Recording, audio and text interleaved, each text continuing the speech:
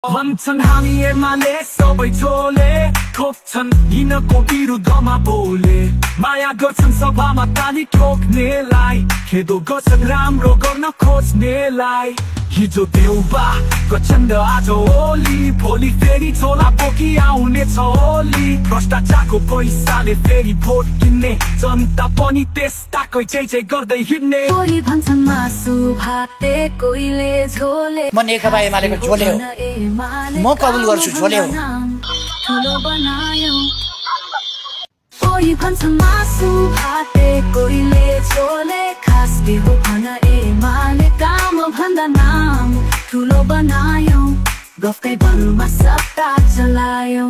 तपाईको bottom line के हो? एमालेका 6 लाख कार्यकर्ता सबै झोले हुन्।